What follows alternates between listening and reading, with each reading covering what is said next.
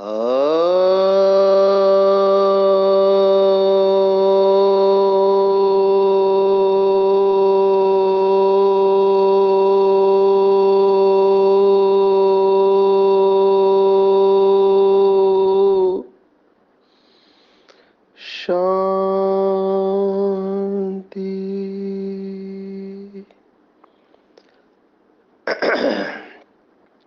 आज 17 अक्टूबर 2022 भारत में सोमवार है। Today is 17th October 2022 and it's Monday in Bharat.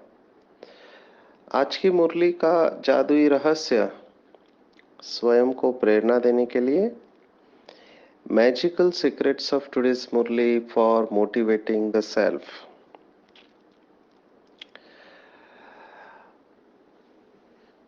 कल की अव्यक्त मुरली के ऊपर बहुत सारे भाई बहनों ने बहुत सारे प्रश्न पूछे। इससे ये बात पता चल रही है कि बहुत भाई बहनों का लक्ष्य बहुत ऊंचा है, श्रेष्ठ पद की प्राप्ति करना चाहते हैं, क्लैरिटी चाहिए। क्योंकि मुरली रॉयल फैमिली के ऊपर थी तो कुछ भाई बहनों ने प्रश्न पूछा, राजा, रॉयल फैमिली, विश्व महाराजन और साहूकार, इसमें क्लैरिटी चाहिए थी। प्रजा की तो बात ही नहीं होती है। बाबा हमेशा 3 कैटेगरी कहते हैं। आज की साकार मुरली में भी बाबा ने फर्स्ट, सेकंड, थर्ड कहा हुआ है, या बाबा के शब्द महारथी, घुड़सवार और प्यादे। तो हम टॉप मोस्ट के बारे में बात करेंगे। उसके ऊपर ही बहुत सारे प्रश्न आए और प्रश्न भी ठीक पूछे थे, तो बाबा ने इस सब के बारे में क्लैरिटी दी हुई है। तो बहुत अच्छा फीडबैक दिया। आप सबको मुबारक हो जो ऐसे श्रेष्ठ पुरुषार्थ कर रहे हैं, लक्ष्य बहुत ऊंचा लेकर चल रहे हैं, हिम्मत रखे हुए हैं। विशेष इसमें गृहस्थी भी है, बाबा के बच्चे, कुमार कुमारियां भी है जो ऊंचा लक्ष्य रख कर चल रहे हैं। मुबारक हो। अपना मोटिवेशन, अपनी प्रेरणा, हिम्मत कम होने नहीं देना। आज की साकार मुरली अगर सोचो तो पूरी मुरली धारणाओं के ऊपर है। बाबा ने पूरा अटेंशन धारणा के ऊपर कहा है। बाबा ने बहुत बार कहा हुआ है कि धारणा के ज्यादा मार्क्स है। बहुत सारे बीके भाई बहने सेवा को इम्पोर्टेंस देते हैं, जो देना भी चाहिए। बाबा ने कहा भी है, सेवा ब्राह्मणों का श्वास है। तो सेवा जरूर करना चाहिए, लेकिन सेवा को हम 2 प्रकार से कह सकते। एक धारणा युक्त सेवा, बिना धारणा के सेवा। देखो, लौकिक में भी लोग बहुत सारी सेवाएं करते हैं, ऐसे नहीं कि हम ही करते हैं। बाबा ने कल की मुरली में कहा ना कि जैसे हरियाणा पंजाब की तरफ कार सेवा करते हैं वो लोग। हमने देखा है, ये जो गोल्डन टेम्पल है, स्वर्ण मंदिर है, या जितने भी गुरुद्वारे हैं, वहां पे हमने बड़े बड़े लोगों को जो कार में से आते, एसी कार में आके जूते चप्पल उठाते हैं, झाड़ू मारते हैं, तालाब को साफ करते हैं। तो सेवा तो उधर भी करते हैं, ऐसे नहीं कि वो सेवा नहीं करते, और बहुत बड़े प्यार से, भक्ति भाव से करते हैं। और उनको लगता है कि भगवान देख रहा है हमारी सेवा को, है ना। गुरु हमारा देख रहा है कि हम उनकी सेवा पर है। तो सेवा तो उधर भी करते हैं और हम भी सेवा करते हैं। क्या फर्क है? तो बाबा ने कहा कि सेवा धारणा युक्त होनी चाहिए। अगर हमारे अंदर धारणा नहीं है तो वो सेवा का इतना रिजल्ट नहीं आएगा। सेवा तो जमा ही होगी। सेवा भी सभी प्रकार से करते हैं बाबा के बच्चे। आज तो बाबा ने धन दान भी करने को कहा है। धन का भी दान करना चाहिए, क्योंकि यज्ञ को चलाने के लिए धन की आवश्यकता होती है। बाबा को ये कहना पड़ रहा है। एक शब्द है हिंदी का जो अच्छा नहीं है, और वो शब्द ये कहता है कि कृपण है, भगवत गीता का शब्द है कृपण। कंजूस होते हैं कई लोग, मनहूस। वो उनका देने का संकल्प ही नहीं रहता है, क्योंकि लेने का संस्कार है। तो बाबा हमको क्या बता रहे कि बच्चे, आप अपने लिए भविष्य बना रहे हो, है ना, अपना भविष्य सिक्योर करना है, तो आपको अपना तन मन धन लगाना पड़ेगा, अनेक आत्माओं का कल्याण करना पड़ेगा। मुझे यहाँ पर एक बात याद आ रही है, दादी ने सुनाई थी क्लास में कि बाबा के गरीब बच्चे हैं। क्यों बाबा गरीब बच्चों की इतना महिमा करता है? क्योंकि गरीब बच्चे, दादी ने सुनाया था कि एक बूढ़ी माता आई और उसने पोटली दिया बाबा को। पोटली माना छोटी सी थैली होती है, बैग होता है, उसमें उसने 5 पैसा 10 पैसा ऐसा जमा करके दिया। अभी उसने दादी को कहा, दादी ये मेरे पूरे साल भर की कमाई है, मैंने थोड़ा थोड़ा बचा के रखा है, आप बाबा के यज्ञ में इसको सफल करो। सोचो उस बूढ़ी माता का दिल कितना बड़ा होगा। एक एक पैसा करके उसने बचाया और यज्ञ को दिया। तो दादी ने ये क्लास में शेयर किया कि देखो बाबा के ऐसे बच्चे हैं, बड़े दिल वाले, तो ये भी सेवा करने वाले हैं। ये धन से सेवा गरीब गरीब ने किया। हो सकता है अमीर के लिए उसका कोई वैल्यू नहीं हो। अभी जिनके पास कार है, मैं देखता हूँ अभी पेट्रोल के दाम 100 के ऊपर हो गए। अभी उनका हर 2 दिन का 2,000 3,000 भरते हैं पेट्रोल का खर्चा, क्योंकि उतना जाना आना होता है, ऑफिस में जाना आना। तो उनका महीने का कितना पेट्रोल के ऊपर ही खर्चा होता है। अगर 3 दिन में 2,000 रुपया खर्चा होता है, तो आप सोचो महीने का 30,000 हो गया।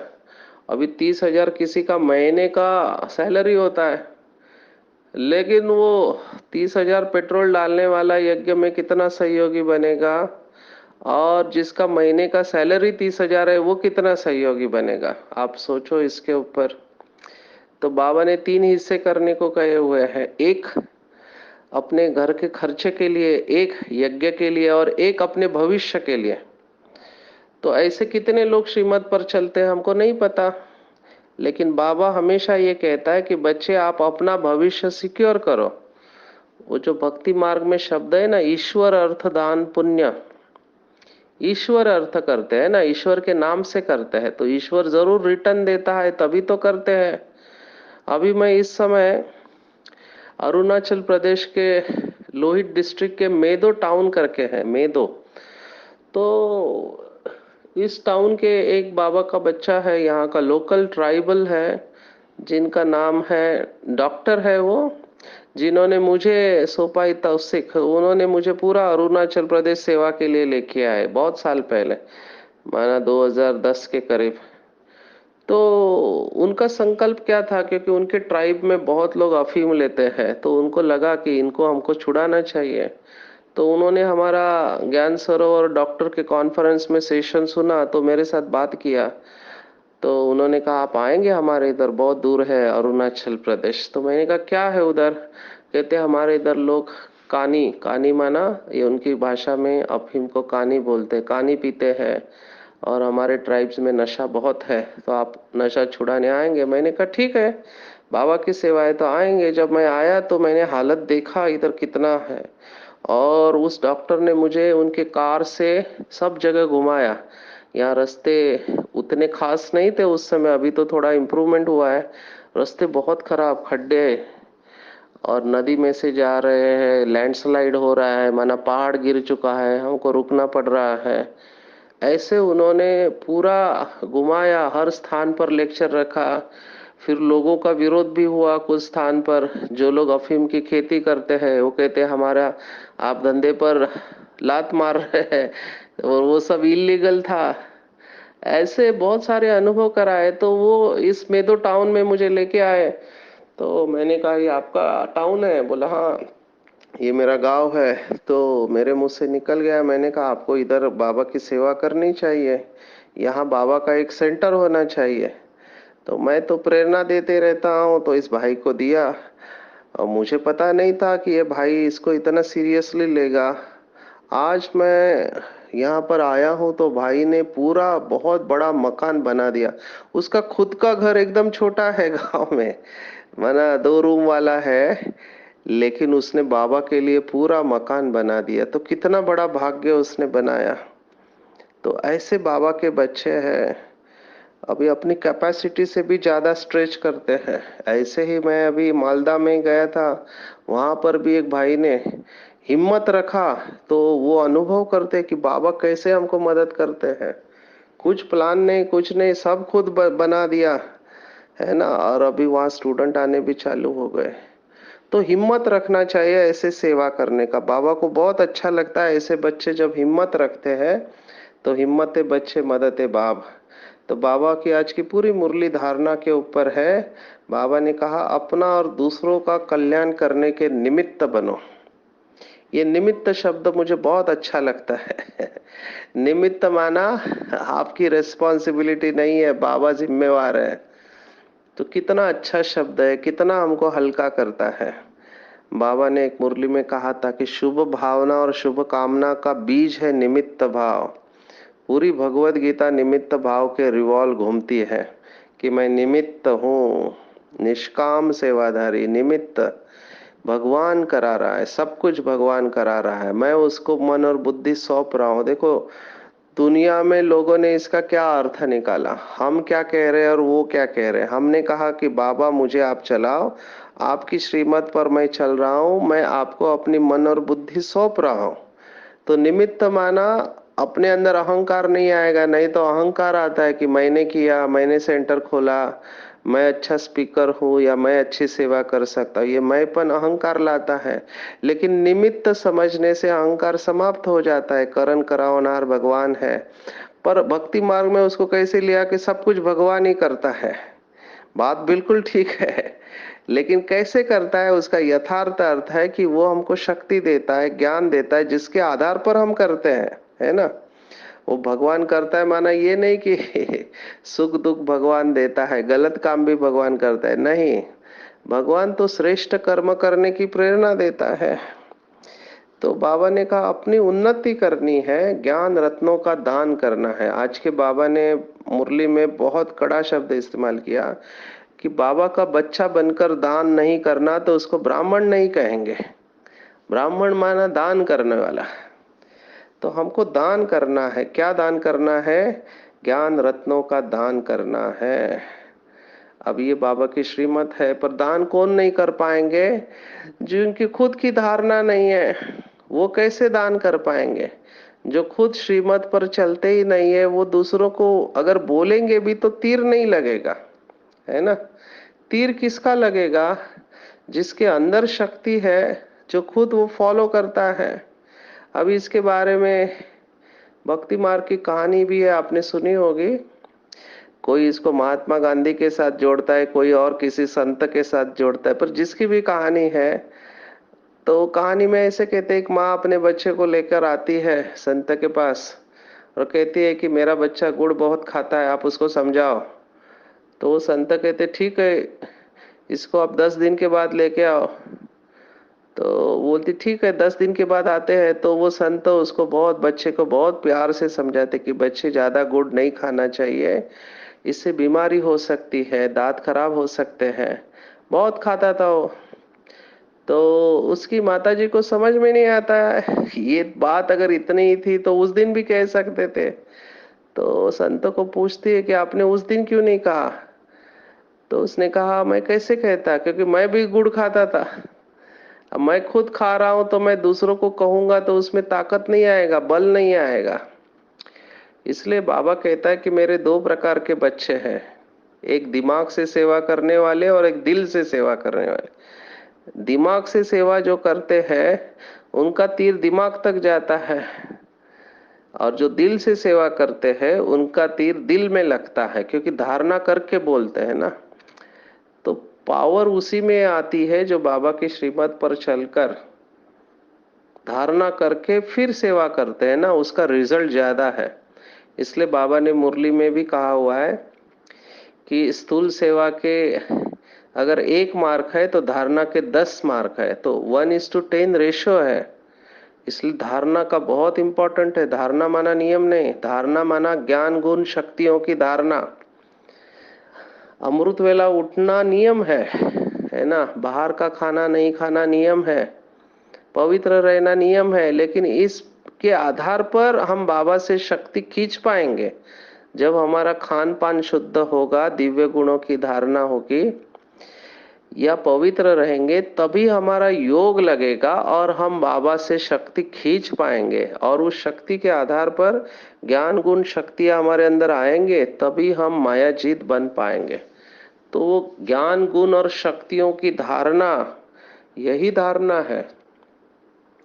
और बाबा ने आज की पूरी मुरली धारणा के ऊपर चलाई है। और बाबा ने कहा कि अगर आप ईश्वरीय सेवा करना चाहते हो तो कौन सा गुण आपके अंदर होना चाहिए। तो अंडरलाइन करेंगे इस बात को, बहुत अंडरलाइन करना है कि हमारा स्वभाव बहुत मीठा चाहिए। बाबा को मीठे बच्चे बहुत अच्छे लगते हैं। आप कल्पना करो, कोई कहता है कि मैं शिव बाबा का बच्चा हूं और गुस्सा कर रहा है, किसी का इंसल्ट कर रहा है, किसी का अपमान कर रहा है, किसी को अपशब्द दे रहा है, तो वो जो भी कर रहा है बैच लगा के कर रहा है, तो डिससर्विस किसका होगा। लोग कहेंगे देखो ये ब्रह्मा कुमार कुमारियां ऐसे होती है। ऐसे हुआ भी।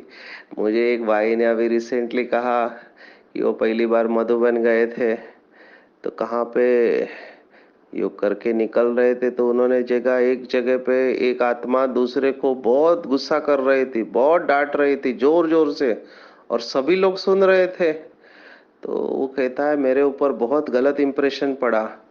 मैंने कहा ये क्या है, इतना गुस्सा कर रहे हैं, बाबा कहते हैं शांति में रहो। तो आप समझ रहे हैं। तो उस समय उसने कहा कि मैं तो डिस्टर्ब हो गया, लेकिन बाबा के कमरे में गया तो बाबा ने शांत कर दिया मुझे और कहा कि कोई बीमार होता है तो बीमार के ऊपर गुस्सा नहीं करना चाहिए, उसके प्रति रहम आना चाहिए। तो बाबा ने कहा ईश्वरीय सर्विस में स्वभाव को बहुत मीठा रखना चाहिए। क्रोध में आकर किसी को आग दिखाई तो बहुतों का नुकसान हो जाता है। यही नुकसान होता है। क्रोध बहुत डिससर्विस करता है। मैंने अच्छे अच्छे लोगों को क्रोध करते हुए देखा है। अपना भी अनुभव अगर मैं सुनाऊं तो बहुत साधना करने के बाद ये क्रोध को जीत पा रहे हैं हम, otherwise it is very difficult. क्रोध को जीतने के लिए बहुत तपस्या चाहिए। कुछ लोगों में नेचुरली वो शांत रहते हैं, पर कुछ लोगों में क्रोध को जीतने के लिए बहुत मेहनत करनी पड़ती है, बहुत कड़ी साधना समझ चाहिए। तो क्रोध बहुत बड़ा डिससर्विस करता है, और जो सर्विसेबल बच्चे अगर क्रोध में है तो टीम नहीं बनेगी। बाबा ने कहा सर्विसेबल बच्चों में अहंकार व क्रोध बिल्कुल नहीं होना चाहिए। ये विकार बहुत विघ्न रूप बनता है और फिर माया की प्रविष्टता होती है और संशय बुद्धि बन जाते हैं। तो बहुत बहुत अटेंशन देना है कि हमारे द्वारा कोई भी डिससर्विस नहीं हो। कुछ लोग पता नहीं क्यों उनको कंट्रोल ही नहीं होता है। थोड़ा किसी ने गलती किया, वो तुरंत जिसको हम बोलते ब्लास्ट हो जाते हैं। अंग्रेजी में कहते शॉर्ट टेम्पर्ड, या हिंदी में शब्द शीघ्र कोपी, माना तुरंत गुस्सा आने वाले लोग। अभी इसके ऊपर बहुत कहा जा सकता है, बहुत सारा लिटरेचर अवेलेबल है। हम विहासा का जो मॉड्यूल लेते हैं उसमें भी हम कंपैशन माना करुणा करके एक मॉड्यूल है, उसमें आता है एंगर। तो उसमें आता है ट्रिगर्स ऑफ एंगर, किस वजह से गुस्सा आता है। बहुत अच्छा उसमें बताया है कि आपको चेक करना चाहिए कि आपको कौन सी परिस्थिति में गुस्सा आता है, कौन से समय गुस्सा आता है, कौन से व्यक्ति के साथ गुस्सा आता है। और जब गुस्सा आता है तो आपका पैटर्न क्या है। माना आप जोर जोर से बोलते हैं, चीजों को फेंकते हैं या मारते हैं, या आप चुप हो जाते हैं। अभी चुप होना भी एक गुस्सा है। बात करना बंद कर देना ये भी गुस्से का एक प्रकार है। तो गुस्सा का एक्सप्रेशन व्यक्त करने का तरीका हर एक का अलग अलग होता है। गुस्सा तो तब तक आता रहेगा जब तक हमारी अपेक्षाएं हैं खुद से और दूसरों के। दूसरे अध्याय में हमने 62-63वां श्लोक देखा। भगवत गीता कहती है कामात क्रोधो भी जायते, माना कामना जब पूर्ण नहीं होती है तब गुस्सा आता है। तो जब हमारे इच्छा के अनुसार नहीं होता है तब गुस्सा आता है। तो मैंने ये जो शीघ्र कोपी व्यक्ति है उनको नोटिस किया है, खास करके जो वायलेंट बन जाते हैं, चीजें फेंक कर मारते हैं। तो वर्कशॉप में हमको पता चला, लोगों ने फीडबैक दिया कि सबसे ज्यादा गुस्से में लोग घर में रिमोट कंट्रोल फेंक कर मारते हैं। कई लोग फोन फेंक कर मारते हैं, जो हाथ में आता है वो फेंक कर मारते हैं। इन लोगों को डॉक्टर्स की जरूरत है, क्योंकि ये लोग गुस्से में आकर कुछ भी कर सकते हैं, इनसे बहुत बड़ी गलती हो सकती है। ऐसे जो लोग हैं जिनको गुस्सा कंट्रोल नहीं होता है और गुस्से में आकर मारते हैं, फिर चीज हो या और कुछ हो, तो उनको डेफिनेटली साइकियाट्रिस्ट की ज़रूरत है। क्योंकि अगर इनके कंट्रोल के बाहर गया तो ये लोग बहुत बड़ी गलती कर सकते हैं और जीवन भर पश्चाताप करना पड़ सकता है।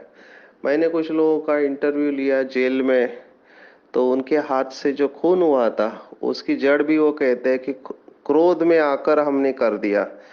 वो तो उस समय आवेश में आते हैं, आवेश में आकर वो सीधा मारने को जाते हैं। तब तो समझ में नहीं आता है, लेकिन जब सब ठंडा हो जाता है तब पश्चाताप होता है। लेकिन वो कर्म हो गया, अभी जीवन भर जेल में है। तो क्रोध ऐसा डिससर्विस करता है। आप सोचो, बाबा के घर पे आए हैं और गुस्सा कर रहे हैं, सब लोग नोटिस कर रहे हैं कि ये व्यक्ति गुस्सा कर रहा है। हम किस मुंह से कह सकते हैं कि फिर हम ओम शांति वाले हैं? ओम शांति एक तरफ कहना और दूसरे तरफ गुस्सा करना, ये तो शोभा नहीं देता ना। डिफरेंस ऑफ ओपिनियन है, हर फील्ड में है, मतभेद है, हर एक का स्टाइल ऑफ वर्किंग अलग होता है। तो बाबा ने इसका सॉल्यूशन क्या दिया हुआ है? बाबा ने कहा अगर आपको किसी का बिहेवियर अच्छा नहीं लगता तो आप अपनी भावनाओं को व्यक्त जरूर करो, लेकिन बाबा की श्रीमत है सत्यता के साथ सभ्यता होनी चाहिए। कई लोग कहते हैं हम सत्य है ना इसलिए गुस्सा करते हैं, और वो दूसरा झूठ है। तो कई लोग कहते हैं वैसे मुझे गुस्सा नहीं आता है, लेकिन जब कोई झूठ बोलता है तो रहा नहीं जाता है। बाबा ने इसका जवाब दिया कि बच्चे, वो लोग झूठ बोलते हैं वो ठीक है, लेकिन आप गुस्सा करते हो कि यह ठीक है।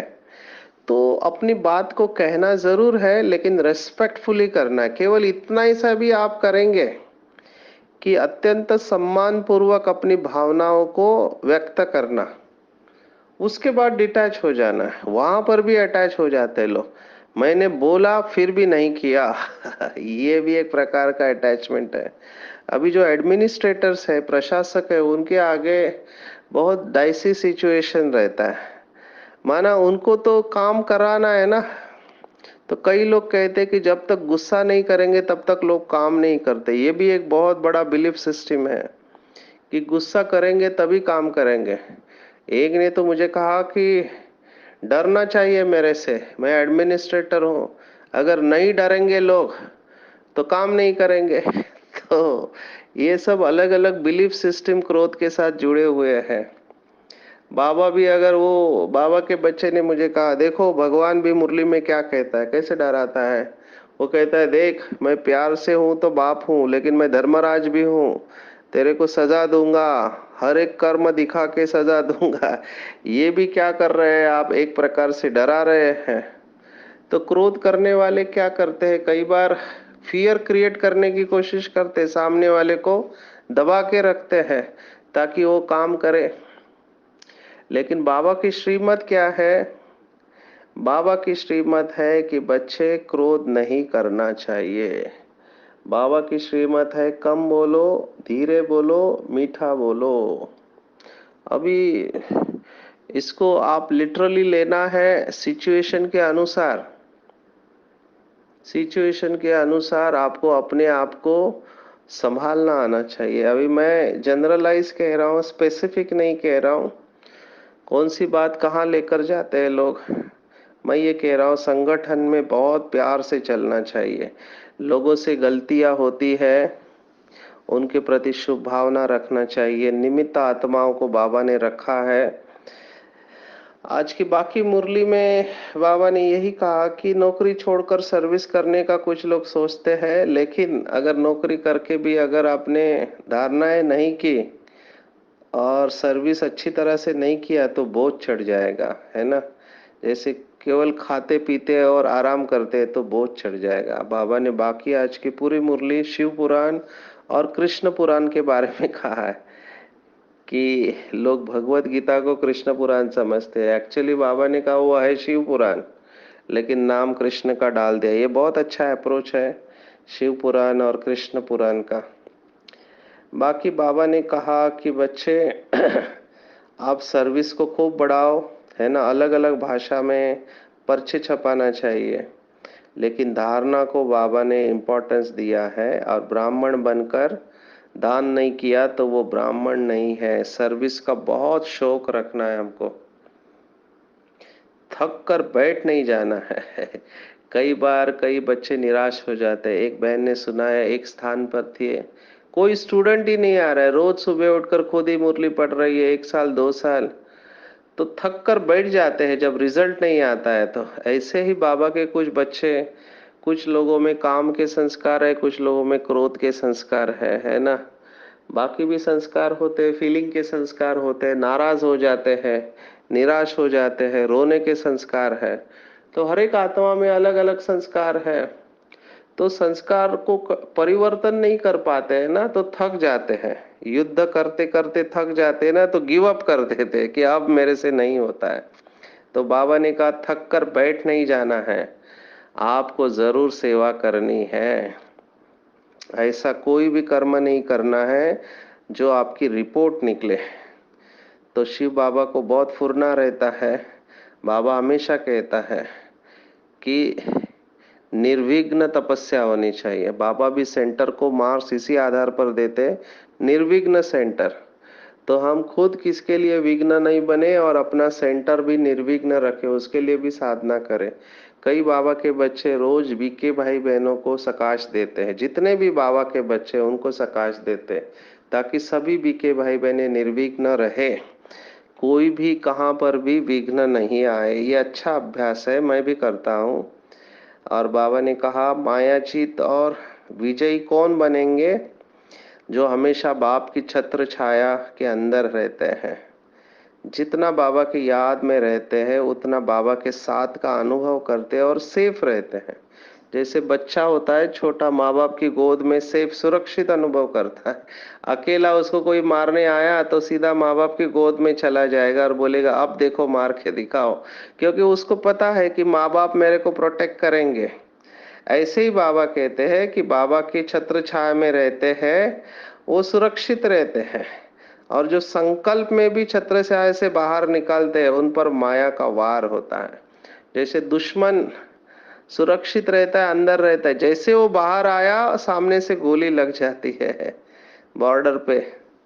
तो ऐसे ही हम जब बॉर्डर क्रॉस करते हैं मर्यादा की लकीर से, तब माया हमारे ऊपर अटैक करती है। अंदर है तो हम सुरक्षित है, तो लकीर से बाहर जो निकलते हैं फकीर बन जाते हैं।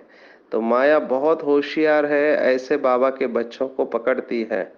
तो बार बार अटेंशन देना है कि मैं मर्यादा की लकीर के अंदर में रहूं, संकल्प में भी वायलेशन नहीं हो, संकल्प में भी कोई व्यक्ति और वस्तु हमको आकर्षित नहीं करे। ऐसे बाबा के बच्चे ही अनुभवी बच्चे हैं और छत्र छाया में निरंतर महसूस करते हैं और माया जीत बनते हैं।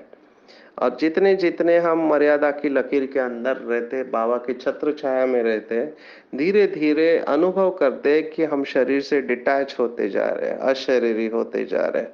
और जितने जितने अशरीरी होते जा रहे हैं उतना समय को हम समीप लाने लगते हैं, समय की समाप्ति के हम निमित्त बनते हैं। तो आज की पूरी मुरली धारणा के ऊपर है। डबल ट्रिपल अटेंशन देना है कि मेरे द्वारा कोई भी डिससर्विस नहीं हो। मैं हमेशा पुरुषार्थ करते रहूं, बाबा का परिचय सबको देता रहूं, ज्ञान रत्नों का दान करूं, अपना भी कल्याण करूं, औरों का भी कल्याण करूं और बहुत बहुत बहुत मीठा बनूं। मैं भगवान का बच्चा हूँ, तो जैसे भगवान सुख का सागर है, सुख करता है, दुख हरता है, मेरे द्वारा किसी को भी कोई भी दुख कभी भी नहीं मिलना चाहिए। हर आत्मा जो मेरे संबंध संपर्क में आए बहुत सुखी होनी चाहिए, तभी मैं अपने आप को भगवान का बच्चा कहला सकता हूँ। अच्छा, ओम शांति।